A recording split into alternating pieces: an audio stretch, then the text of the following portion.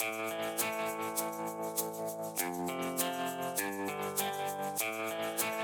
Thomas, welcome to the Instrumentals of Rock podcast. Ish, thanks for having me. Yeah, you got it. So let's go kind of back to the beginning for you. What was your first instrument that you picked up, and when was it, and why that one? Yeah, I guess the first instrument that I picked up and like stuck with was bass, actually, bass guitar. I had dabbled with piano when I was younger. My mom's a piano player. She taught us all how to play piano growing up, but I just never really stuck with it until later. Now I play a little bit. I played like trumpet in middle school for about 6 months and gave up real quick on that. But bass was the first instrument that I picked up, stuck with. I was probably like maybe like 10 years old when I picked up bass. So your mom just played it socially, or did Yeah, she, she took as far lessons. as the piano? Yeah, she took lessons growing up and just stuck with it for a really long time. She doesn't play much anymore, but yeah, just played socially. She never played like outside of like she played some recitals when she was in school and for you know like for her teacher and stuff like that. But yeah, never played like professionally or anything. So, from what I've read, you moved out from the East Coast out to Arizona when you were around 10. Correct. And that must have been quite a culture shock. Um, Yeah, I mean, actually moving from anywhere to Phoenix is a culture shock, but for sure. um, Um, especially all that way. yeah, it was definitely a culture shock. Also moving out in the middle of August to Phoenix wasn't Ugh, the right. most pleasant surprise. I remember getting off the plane and getting out of the airport, and I think it was like 118 the day we moved here. And Wow. I just looked at my parents and I was like, "What are we doing here? Like why are we here?" But but yeah, definitely a big culture shock, especially at like such a young age, just being kind of like uprooted from all my friends, all my other family back east, Right. and just being kind of like thrown into a new place, an unknown place was definitely a change for sure. Right. And so that's actually when you started playing bass then, Hmm. right? How'd you pick that one out? Yeah. Honestly, it was kind of like I met some friends here in Phoenix, and they both played guitar at the time, and they were looking for somebody to play bass, and that's just kind of like how I picked it up. Um, I asked my parents, for a bass, and they were like, "Well, you haven't stuck with any other instrument, so why would we ever buy you another one?" And Right. luckily for my birthday that year, they ended up getting me a cheap, starter kit bass with an amp. And then yeah, played with my friends for a little bit, and then I made the transition to guitar when I was probably like 14. Okay. It's funny. Anything I've ever read about bass players, even the best legendary bass players, it seems like it always starts out that way. It's like you meet some friends and they play Yeah. guitar, and somebody's got to play bass, and they go, "Hey, you play bass," and they go, "Oh, okay," you know. Yeah. And then you pick it up, and either continue on with it or move on like you did. So, when was your first band? um I would say like my first like serious band, I was probably 14 or 15 Hmm. when we started. And then by the time I was like 17, we were playing, uh, pretty big shows here in Phoenix. We were kind of the go-to local band to open up for like a lot of the big touring acts that were coming through at the time. Like within our genre at the time. So we were And playing anywhere from, yeah, go ahead. what band was that? The band was called East of Eden. Kind of like a post-hardcore kind of screamo like type band. And so yeah, we were playing anywhere from like 800 cap venues, like Wow. sold out shows at 800 cap venues to Even the Marquee Theater here in town, which is like a 15 or 1600 cap room, we would open for a lot of the bigger bands that were coming through town. And you're at what age around doing that? That was about like 16, 17. Wow. And were you Yeah. traveling with that band, or was it mainly No. just local? Yeah, with that band, it was just local. Okay. I started traveling a bit when I was 18 with another band that I had joined at the time, and did some traveling after like end of high school, like right after high school. Is kind of like when I started traveling a little bit for music. And what band was that? That one was called For the Taken. For the Taken. Yeah, and it wasn't something that I started. It was something that I was asked to join. Um, so in East of Eden, I was the lead guitar player, and then I did all of like the screams, like the the like the screaming vocals, the dirty vocals, if you will. Okay. And these guys approached me after a show one night. They said, "Hey, we're looking for a vocalist, like lead vocalist. We have guitar players. We just need, like somebody as like our lead, vocalist, screamer, clean vocals too." And Front man. yeah, front man. So I jumped into that, and then yeah, it was crazy. We played like one show here locally in Phoenix, and then we got booked on a tour like right away, and it was like a 3.5 week tour with a band out of California, and I did that, and then I literally got home and I quit that band. Mainly because it wasn't the direction you personally wanted to go in as far as musically, or Yeah, so I mean, it was funny because on that tour, I got really sick, and I got mono, and I uh, I completely blew out my voice, and like right. as the lead vocalist, like I couldn't perform, probably like a week into the tour, I just like totally lost my voice. I was having some pretty bad issues, and luckily as a guitar player, me and one of our guitar players just swapped spaces. Like we just like I picked up guitar for the rest of the tour. He took over vocals for the rest of the Wow. tour, and we went about it. But it just made me realize like I really just love playing guitar, and I didn't really care Hmm. to be like a front man, if you will. So Yeah. So what was that after that? What was next? um, that's a good question. After that, I was still in East of Eden at that time.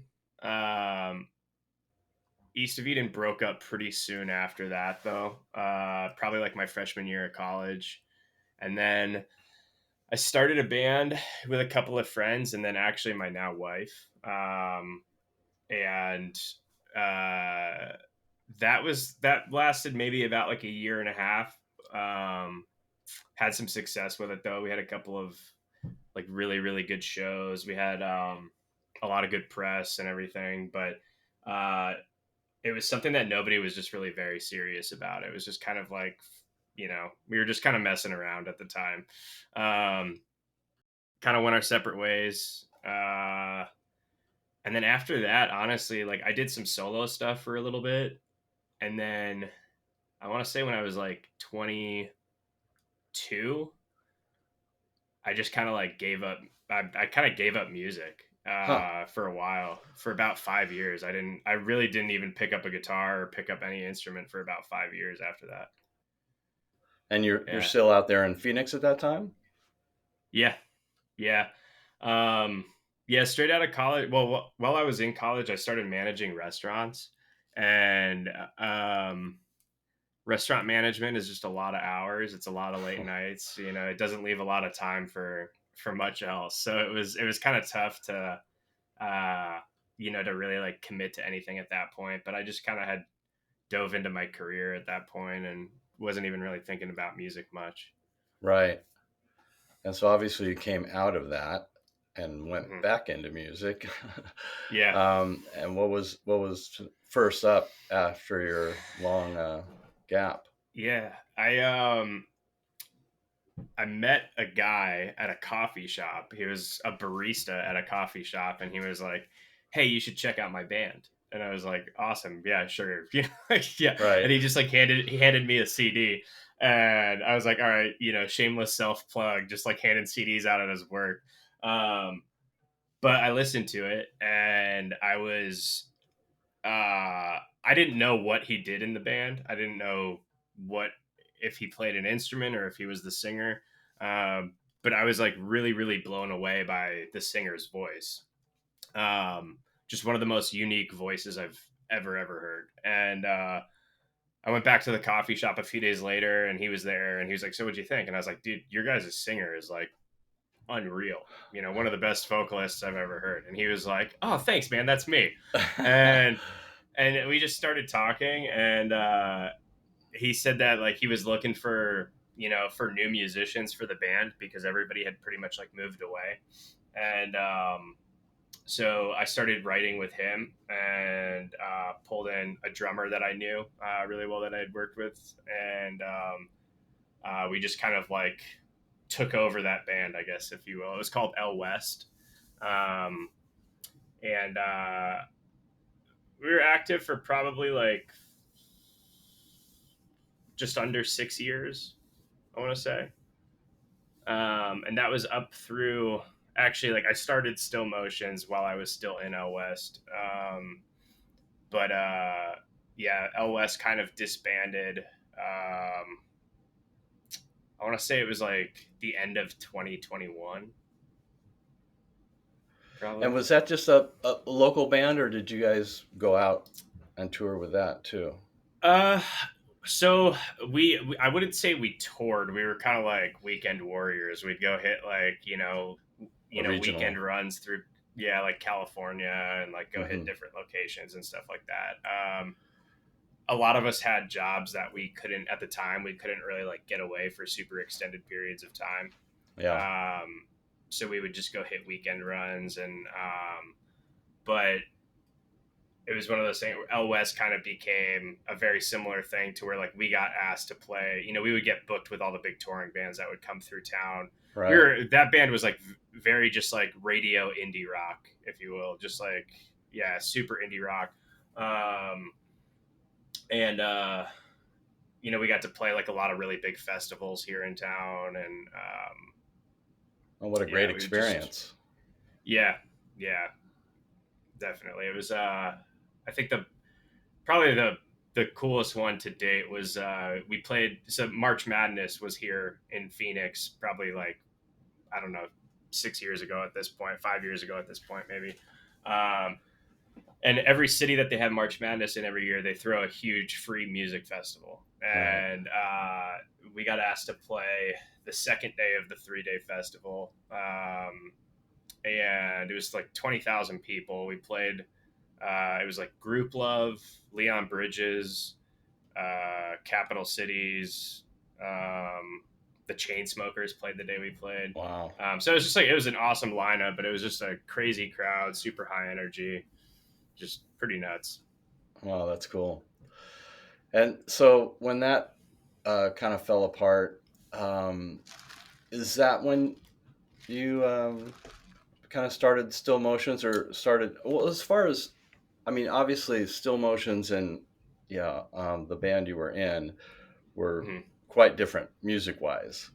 Very different. Yeah. Is the music of Still Motions something that you just sort of came into? Have you been into the post rock style music for a long time? Because obviously that's a big change. Big change for sure. Yeah, I've been into post rock for a long time. Had always really wanted to do a project kind of centered around that. I It's funny because like at the time with L West, I never really listened to indie rock. Like I never really listened to that style of music. But I was at a point where like when I was jumping back into music, I was like, if I'm gonna do this and I'm gonna take it seriously, I want to do something that has like massive potential for success. And like I saw like very radio friendly indie rock was super popular at the time, and figured like we had a pretty strong shot at getting fairly commercial. So, um, we kind of gave it our all until we just realized like we kind of hit our cap and we just kind of backed away. But I would say that honestly, Still Motions was kind of maybe potentially caused a little bit of the downfall of Out West. Uh, In what way? um, there were some, you know,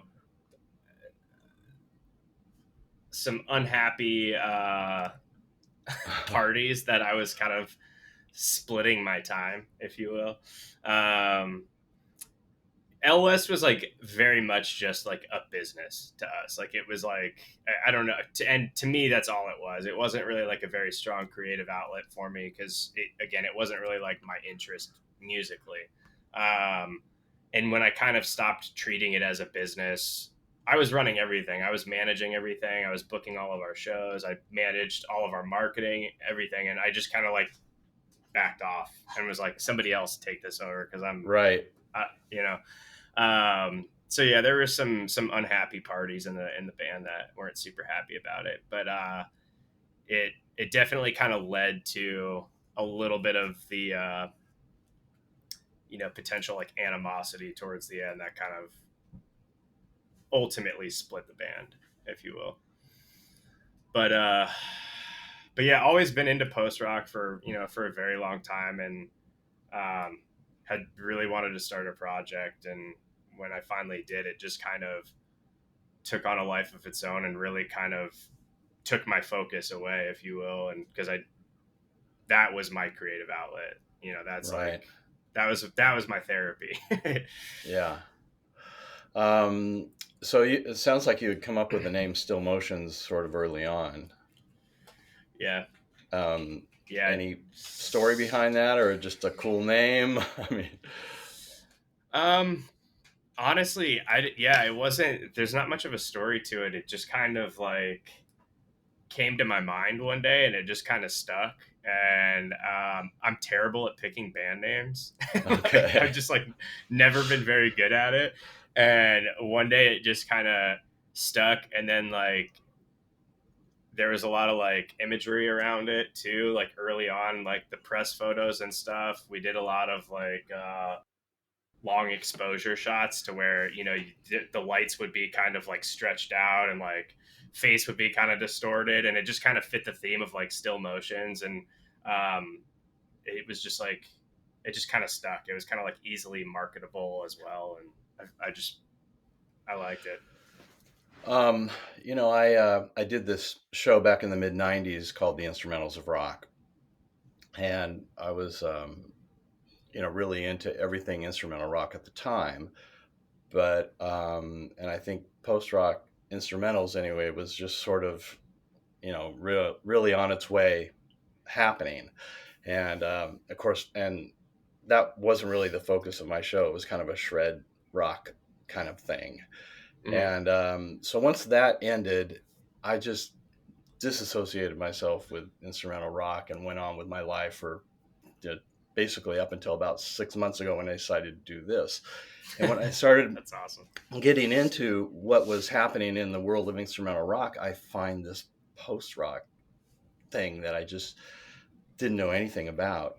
And one of the things that I was attracted to it was the names of the bands. Yeah. I mean, it just immediately, I mean, they're all such different names, yet it all seems to kind of have the same attitude, I For think. sure. I mean, Pray for Sound, Russian Circles, Bear the Mammoth, I Hear Sirens. I mean, those are all Yeah. so cool, and they're all of this genre, but God, they're also different as well. Yeah. When you decided to go this direction, um, uh, was it as much for a business stand? I mean, it seems like there's a pretty good opportunity um, Mm-hmm. for this kind of music, or is it just screw it, I'm going to do what I want to do? For me, it's interesting because Still Motion's kind of like turned into something that I never really expected it to be, or really like anticipated, I guess. Hmm. when I started it, it was really just as like a creative outlet for myself. Like playing music is very therapeutic for me. It's like, I struggle with like a lot of anxiety and just stuff like that. And it just calms me down. And, um, with L West, it wasn't ever really very like, it didn't feel very creative to me. It didn't feel very therapeutic. And it was just kind of like, cool. I'm like writing because I need to write this song. And it just, I don't know. It didn't really flow with me. Um, so with Still Motions, it kind of just started as like, I'm just going to write music and like kind of do it for fun. And it started as like a home studio project. And it was really just me when I first started. And then like our drummer reached out to me on Instagram. I had known him through the music scene here locally for a long time. He's been in a lot of like big touring acts too. And he was like, I've been hearing some of like the teasers you've been posting and I love it. And if you ever need somebody to play drums, I'd love to be a part of it. And so it was me and him originally. And like the first few songs that we recorded were just me and him. He played drums. I played everything else on it.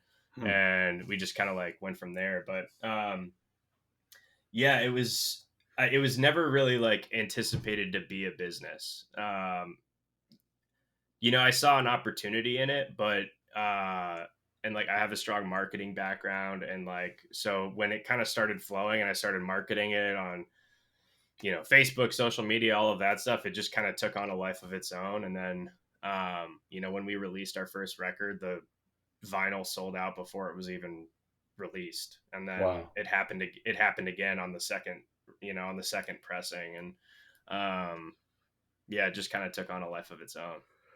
Oh, that's cool.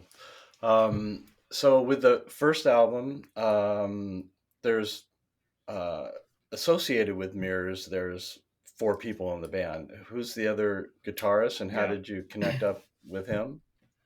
So Chris, our other guitar player, is a friend of mine.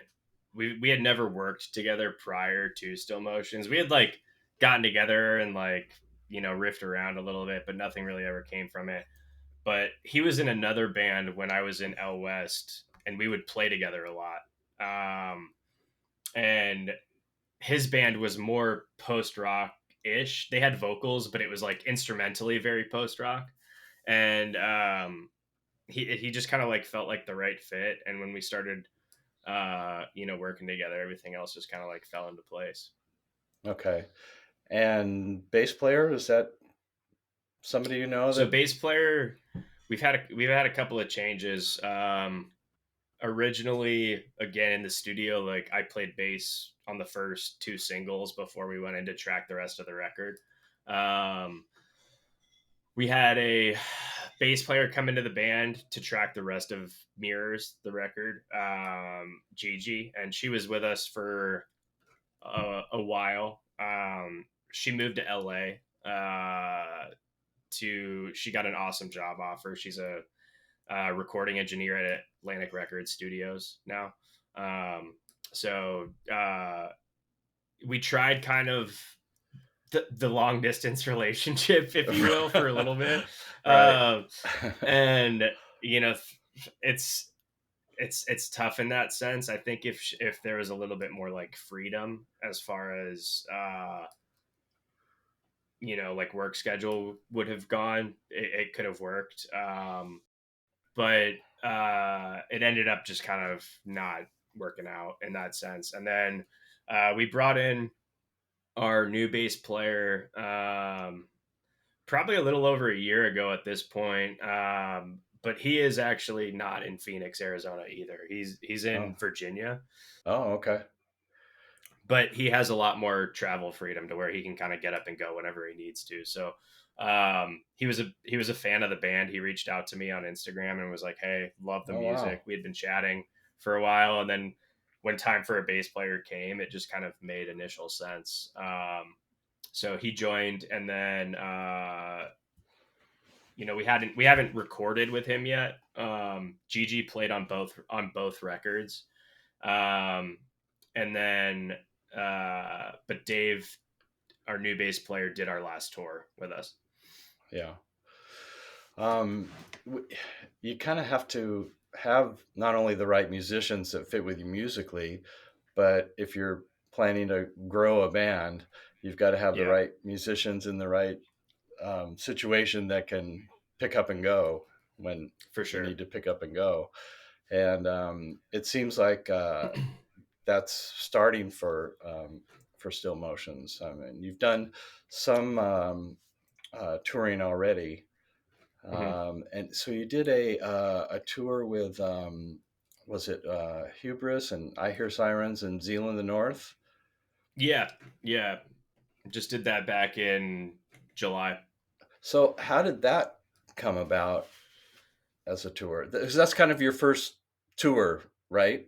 The It first. was, yeah, it was, and it's interesting because again, going back to you know, I guess the like with Still Motions turning into more than what I really ever expected. I never really expected it to be a live band. Never expected to play a lot of shows. In fact, other than the tour, we haven't played a lot of shows. We've played like 3 shows before the tour. We've done some live streams during COVID and stuff like that too. But there's honestly not much of a like post rock scene in Phoenix, so it doesn't really make sense for us to play a lot of shows here. So um, like we're one of maybe like 2 instrumental bands in Wow. Phoenix. So it's a tough scene. Um but uh but yeah, I mean with with the tour, so it was kind of all centered around Post Festival. So we got invited to go play Post Fest in Indianapolis, Oh, okay. which was at the very end of July. And the label that puts on Post Festival, Post Recordings, we were under contract with at the time. So like our contract just kind of came up, and we're figuring things out from here. But Post was our label. We got invited to play it last year, actually, initially, but when COVID hit, things kind of got pushed back because they had to rebook bands from the year that was canceled. So we got pushed back to this year to play. Um, I Hear Sirens was on Post as well. And so they were on their way to the festival. And then Hubris was playing the festival. And in terms of being in the US for the festival, they had booked an entire US tour. Um, so us and I Hear Sirens, they're in Utah. They're in Salt Lake. So we had talked about getting together and touring out to Indianapolis for the festival. Oh, okay. And like later into the fold, I hear Hubris kind of reached out. They were like, "Hey, we're going to be on the West Coast starting this day. Like, can we jump on tour with you guys to the East and go from there?" So it just kind of all fell into place, and then uh, Zealand the North kind of came into play. We were looking at booking Texas dates, and they're just very, very well connected in Texas. Um, so they handled the booking of the Texas shows for us.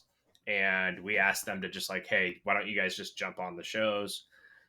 So they played the 3 Texas shows with us and then stopped there and we continued on.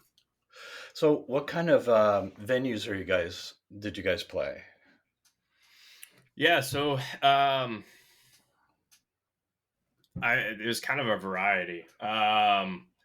Texas was uh, Texas was awesome. They were like by far the best shows outside of the festival in Indianapolis. But Hmm. we played El Paso. We played El Paso. We played Austin, and then we played Denton, Texas. And in El Paso, it was a brand new venue. It was fairly small. I'd say maybe like a 250 cap room. Um, but it was pretty packed. It was an awesome show. I was very surprised because I had no idea what to expect from El Paso, Texas. So, but it was really really cool. We actually had a lot of fans come up from Mexico, like drive from Mexico to come see us play in El Wow. Paso because it's a border town. It's like right on the border. Um, and then Austin was packed. We played Mohawk in Austin, which is like a really famous venue in Austin. Um, that place was packed. And then we played Andy's in Denton, which is probably like I don't know, I'd say you could probably fit like 250, 300 people in there. Um, and then from there, they're all pretty similar sized places, except for the last show before the festival was Jeffersonville, Indiana, which is like right on the, I guess, Louisville, like Indiana border. Um, and it was pretty small. It was like an outdoor venue, but like pretty small bar. They do a lot of live music, but yeah, fairly small spot. Yeah. And so four bands for the evening. How long were the sets? We just played 30 minutes. Yeah, I just played 30 minutes a piece to keep it short because it was. Yeah, even the Texas shows, like all three of the Texas shows, I don't think started until 9 o'clock, and so and they all had openers too. They all had local openers, so we're talking like five bands on the Wow. Texas shows, and it was yeah, we weren't like the shows wouldn't be finishing up until like 1:30 in the morning Yeah. typically. Huh. That's a heavy night of tunes. As a heavy night of instrumental, very loud instrumental music. Right. Yeah. Yeah. So what's next as far as touring goes for you guys? Anything on the schedule at the moment? So we don't have anything scheduled currently. We are looking at some stuff for 2024.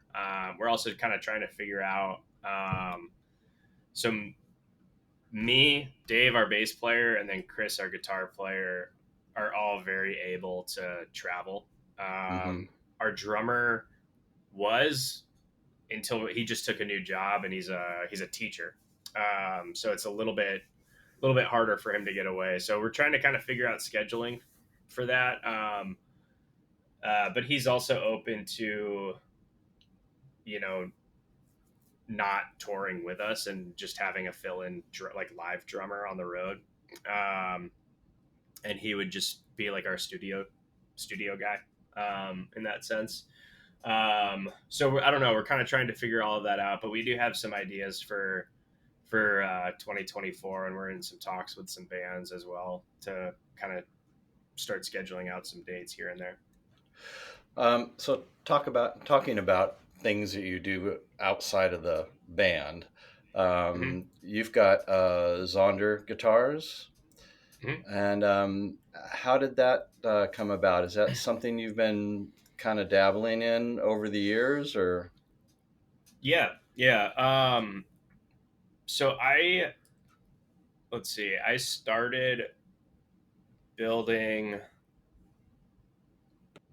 probably like 5 or 6 years ago now, and just kind of as a hobby. I was actually endorsed by a guitar company at the time, so I wasn't actually like I was contractually obligated to play their guitars live. Um, at the time, though, I kind of found that like I was always kind of like looking for something different when I was in the studio recording, and like my guitars from the company were great, but they didn't really like capture that something that I was looking for in the studio. Um, so I started just building my own to use in the studio. So I knew like, I know what I want the guitar to sound like, and I'm going to build it, and I'm just going to use it in the studio. Um, and then, so I'd said I was, in restaurant management for a long time. I was in restaurant management up until COVID hit.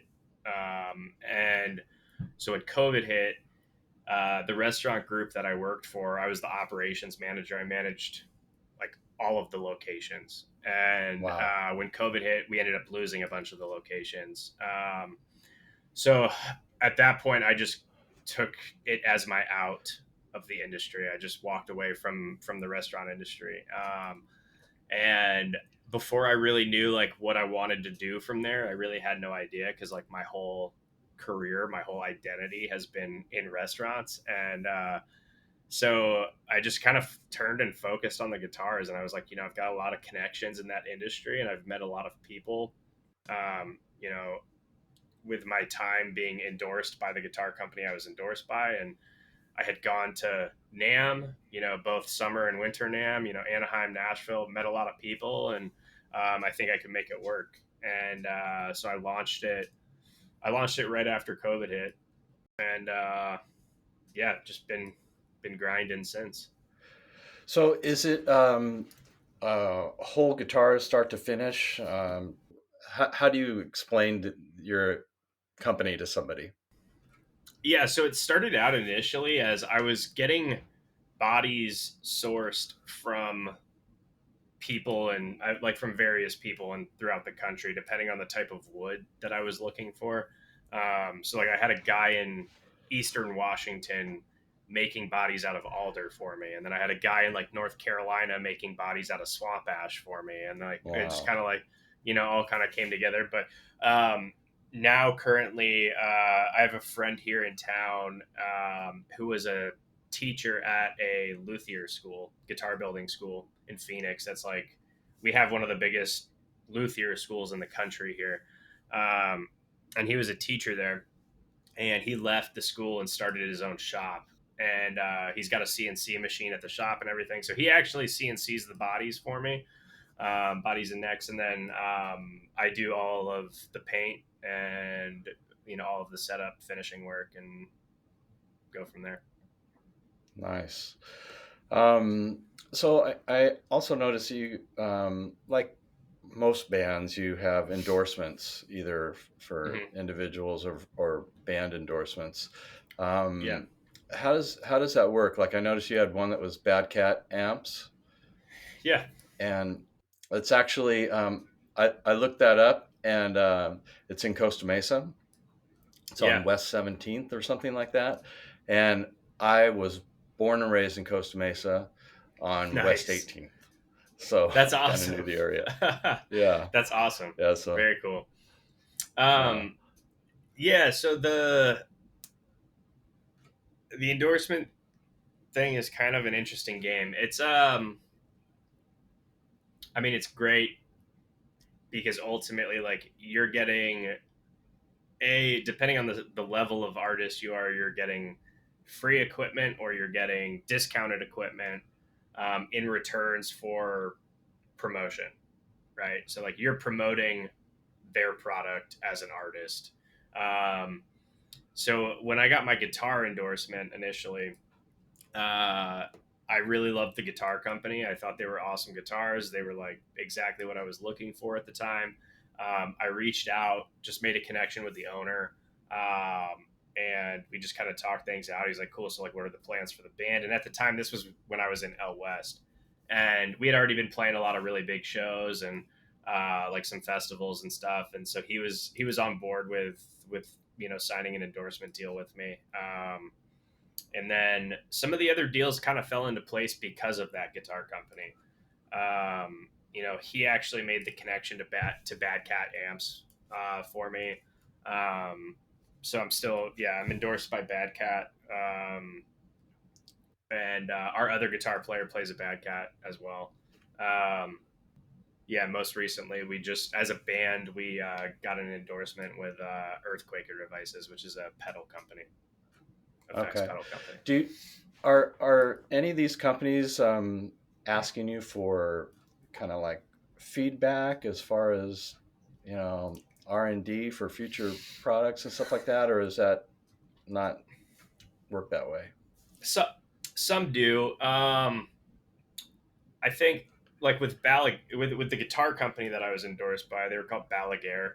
Um, they were pretty young at the time, like a pretty fresh company. They're Hmm. massive now. They're really really big. But he was really into getting feedback from the artists and like really helping to like develop the guitars from there. Um, with some of the other companies though, it's not necessarily, you know it's just kind of like, hey, yeah, it's just a swap of like, here's some gear and just promote us.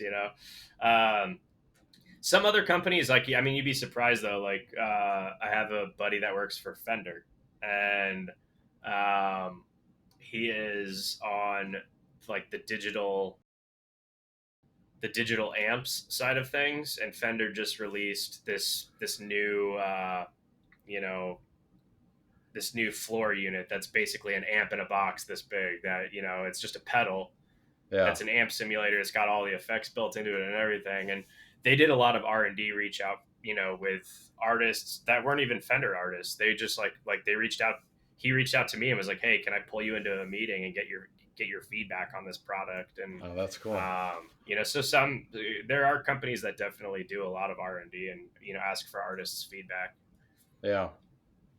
Um, when I was a few months back, starting to research what new instrumental music was out there, and I really hadn't even been much of a Spotify guy either. And I went into Spotify and figured out how it worked, and it's just like, my God, every day when I sit down and start listening and searching, I mean, I'm finding, there's just new post rock instrumental bands, everywhere, Yeah, from all around the world. yeah, And so, they have all these mixes and everything. And that's really how I came to your music was, when you listen to mixes sometime and um, all of a sudden you keep going back going, who's that? And you go, oh, Still Motions, hmm and come back, oh, Still Motions. And one of the things I liked about it was there was, I know you use different instruments on the recording, but sometimes I couldn't even, I go, was that a guitar? Was that a keyboard? Was that a piano? What was that? And so, what yeah. different instruments do you use, and how do you maybe kind of make them sound not necessarily like they were intended? Yeah, for sure. So I mean, we're a four-piece band live. There's four of us, so it's two guitars, bass, and drums, and that's kind of like the foundation of the band. Um, on the records, I play some piano on the records too, so you'll hear piano on it. You'll hear some like synth and stuff on there too. That's Mm-hmm. kind of mixed in with the piano, and then um, on the first record, we have a song called "Through Doubt Comes Clarity." Um, and when writing it, I just like I knew it needed strings. I was like, we gotta have there needs to be some sort of strings on this track, and so I pulled in a violin player to play on it too. Um, I mean, my pedal board is like ridiculous. It's the stupidest thing you'll ever see, but it's you can get a lot of sounds out of it. So like I use my different effects to make my guitar or like the guitars sound something completely different than a guitar sometimes too. Um, so yeah, I mean I don't know. I'm pretty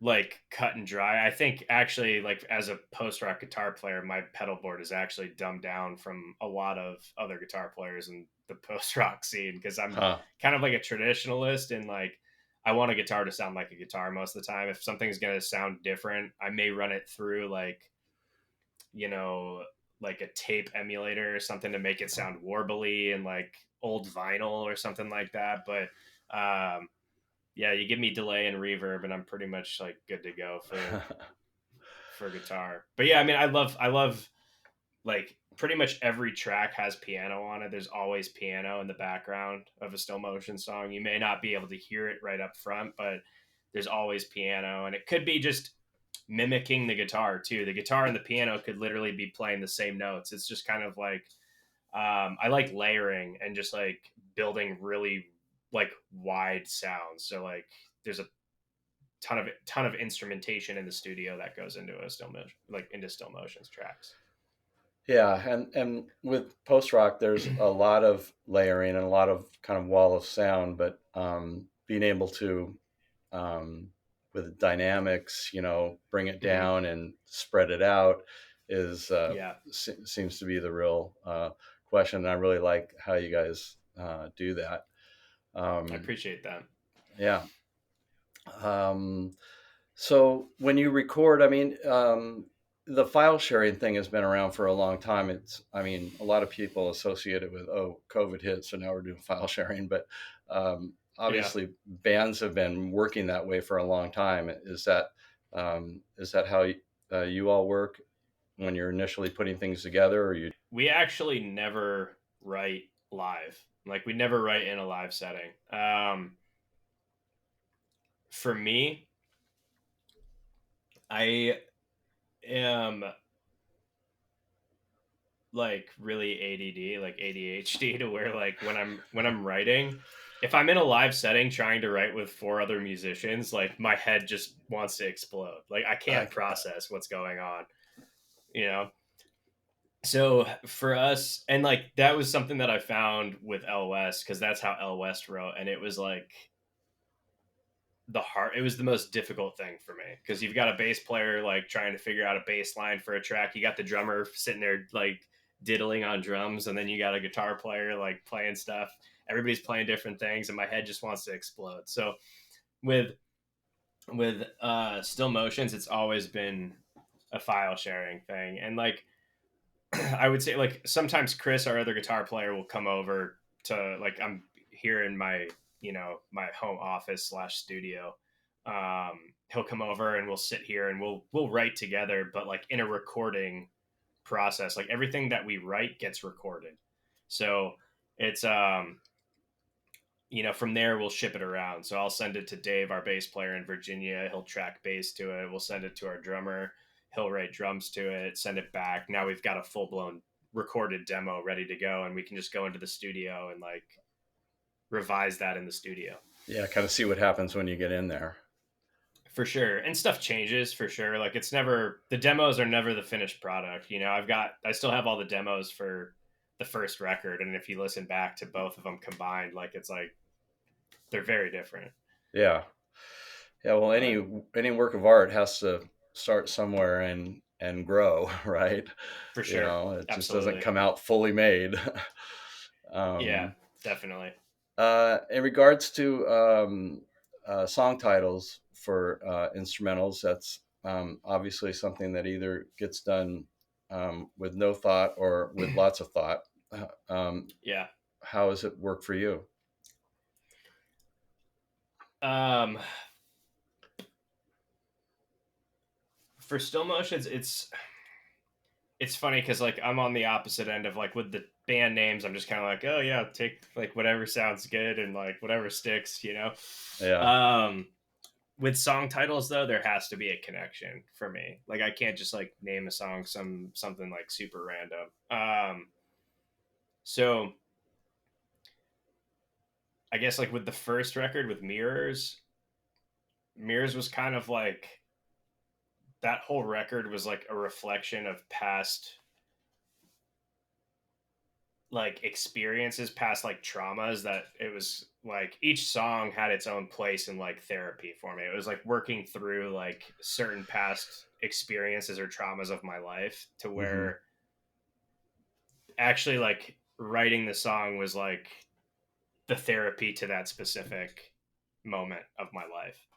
Um, so the song titles are, based around that story, if you will.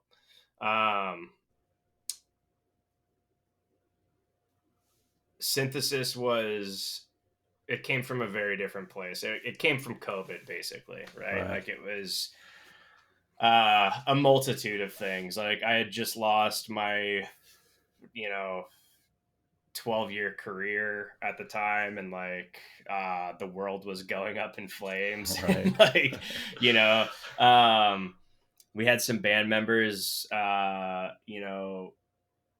lose some family members during COVID, Wow. and it was definitely came from a darker place.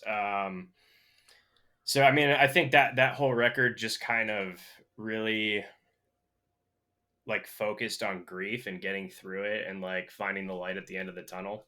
Um, and the songs, all kind of, it's it kind of tells that record kind of tells our story of like the progression through that period of time. Each song kind of like starting with Welcome Oblivion. That was the very first song I wrote. Like after I literally wrote that the day after I lost my job. I woke up the next morning, came and sat in my studio, and it just came out. Like I recorded the whole track and it was done. Wow. And um, and then from there, like each song just kind of like progresses through the storyline, if you Mm-hmm. will, of that period of time. And um, yeah, I think it kind of like represents it pretty perfectly, and just like the progression of grief and mourning, and just you know getting yourself through it, and finding the light at the end of the tunnel, finding the good in in any moment that you're dealing with, whether it's good or bad, and um, just really having to fight through. Well, it's funny you have. It's not funny, but I mean, here's a piece of music that comes out of some dark times, but um, at least for me, and I think for others as well, it's there's an uplifting part um, in the music y'all make, and that's one of the things that I like about it, and that kind of the song titles are sort of make you think. Like I looked up one of them, which I didn't really know, and maybe it's got a lot of different definitions, but I think it's agnosia or agnosia, and Oh yeah. there's a few different medical definitions for it, but one of them is the inability to process sensory information, and Yeah. you know that's a pretty heavy line. For sure. So, but Yeah. And I mean that honestly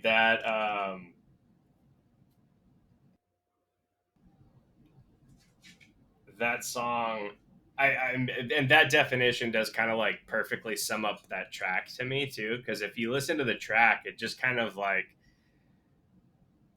it there's a lot of movement in it, but it's a lot of the same part, and it just builds, and it builds into this like you almost lose all sense of like like sensory like throughout the track, because it's like I right. don't know what the fuck is going on anymore.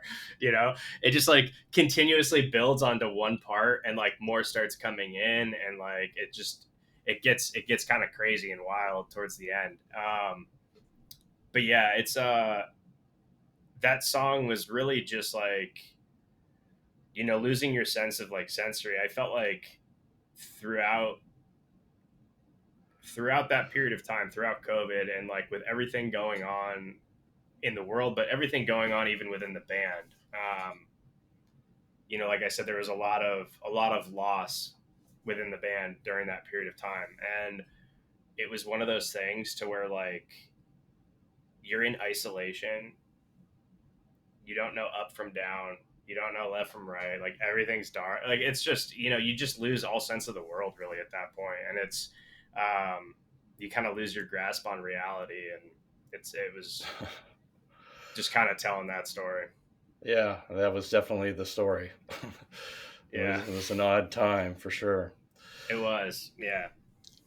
What's next, new music wise for you? So yeah, it's interesting because when we wrote Synthesis, I wrote probably like 35, 40 songs like during that period of time. Like during COVID, because I just had nothing else to do. I was like, well, I'm just gonna write music. Yeah. So Synthesis was actually originally supposed to be like part one of two. Uh, we were getting ready to go right back into the studio. Like before Synthesis even released, we were scheduled to go into the studio to record part two. And like it just didn't really feel right to me. It felt like the story was kind of complete. I didn't really feel like lingering on it any longer at that point, if that Hmm. makes sense. Yeah. Um, like just kind of trying to move on from all of that time. So We some of the songs will probably hit the next record. There's a few songs that we're still, that are pretty much finished. We just need to go into the studio and record them. And then we're continuously writing too. We're still working on some new stuff. But we've got a record. We're just, it's just about, finding the time to get into the studio. So we're gonna probably be doing that here pretty soon. Next record will likely come in 2024. I would say it kind of all depends on the big variation in time really comes down to the vinyl pressing. I'm a person that like hates long pre-order times. So like if I see like one of my favorite bands releasing a record and they're like, oh, the record's out, but the vinyl's not going to be out for a year. Right. Like that doesn't make sense to me. I want it to all come out at the same time. So, like Synthesis was actually finished and fully ready to go probably 7 months before it came out because we were waiting on the vinyl. So I would say we'll track the record, probably like end of first quarter, hopefully, 24, and then the rest will be up to how long it takes to get the vinyl pressed. So, And vinyl's been a big part of sales for you, or is it something that you just like to make? Oh, really? Wow. The biggest part of sales. Yeah. It's, so the first record, Mirrors, we pressed. So we were signed to the label for Mirrors. The post recording. They didn't. Yeah, okay. Yeah, and they weren't pressing a lot of vinyl for their artists at the time. I think just because like they hadn't really sold many previously. So they told us like we're not picking up the tab on that. If you want to do it, it's on you. And I said that's fine. Like I'm going to do it anyways. So we did it. We got some help from some European distributors. On the cost, they helped like cover some of the cost. And we pressed 100 initially because I had no idea what was going to happen. It was the first record, and I was just like, yeah, we'll see what happens. So we pressed 100 because that was like the minimum. And I put up the pre-order, and we were 80% sold out by the day the record released. And then the day the record released, the rest sold. Wow. And so I immediately placed an order for a second pressing and put up a pre-order at that point. Because like vinyl turnaround times at that point were way quicker. It was like 2 months at the time. So it wasn't like a long wait whatsoever. So we put up the pre-order, and the pre-order sold out in like 2 or 3 days or something like that. And we didn't press any more. We just did those 200. But yeah, so I mean, that was a huge opportunity for us to, make back costs on recording and everything like that. Cause it was, selling vinyl for $25 that cost $12. We're making right 12, $13 a record. You sell 200 records. It's a good amount of money.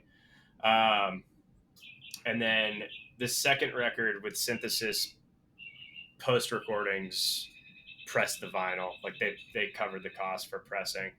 And we upped it to 300 for the initial pressing, for Mirrors. Or for Synthesis. So, but yeah, it's always a good way to recuperate, costs of recording and anything else that goes in. I mean, it was like, recording's not cheap, mastering's not cheap. So any way to make some money back on any of that is always a plus. And so there's considerations with recording time. With what is your process there as far as what you use and time wise? Yeah. So I mean, you can always press a double vinyl, but that's just ridiculously expensive. So I always just try and keep it to one, which is really about like 35, 40 minutes, depending. of music, Mm-hmm. which I think is plenty for a record. Like I honestly couldn't tell you that I would sit down and listen to a record longer than 35 or 40 minutes straight through.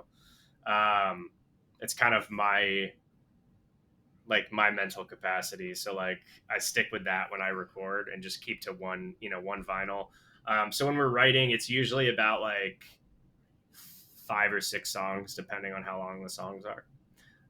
So that's kind of where like why we keep to both records we've released. I think have been 6 songs. So we kind of just keep to that platform. Yeah, I think when the whole CD thing came out and you were able to put all this music on, a lot of music that shouldn't have been on, maybe recorded, Right? ended up just Yeah. because you could, And Yeah. I grew up in this, you know, 70s era. I was graduated high school in 75. So all those records, all those great records, I mean, it did seem like kind of just the perfect amount of time. Yeah. You get through one, you flip it over, you get through the other, and you have all these great songs. And For um, sure. depending on who it was, there'd be filler, but you know, Yeah. Yeah. And that's my thing is like I never really want to I never want to have like filler on a record. Like every track that I'm going to put onto a record is going to have its place and like have significance to me. It may be filler to somebody else. Somebody else may think it's a filler track, but like that song is on the record for a reason to me, you know? yeah. So, Well, cool. I think that'll do it. I really appreciate the time. Talking back about the names of post rock bands. I live in the mhm. San Luis Obispo area, and I came across this brewery, and they're called There Does Not Exist. And it's like, man, I is this like a that. post rock brewery? And Right? I just found them. I haven't been over there, but I see they do some live music, so we'll have to have a big post rock concert over there or Nice. something. That would be awesome. Let me know. I love beer. The last restaurant group that I was with was a craft beer bar. It was like, you know, 31 taps, craft food, like all scratch made food in house, and Oh, nice. we were getting ready to open a brewery before COVID hit, and then we lost the location that was going to be the brewery. But yeah, I'm a big beer drinker, so yeah, would definitely love to come I'll out look and check into it it. out. Cool. Yeah, let's make it happen. Thanks a lot, and All right. I really appreciate the time. Absolutely. Yeah. Thank you for having me. I appreciate it. You got it.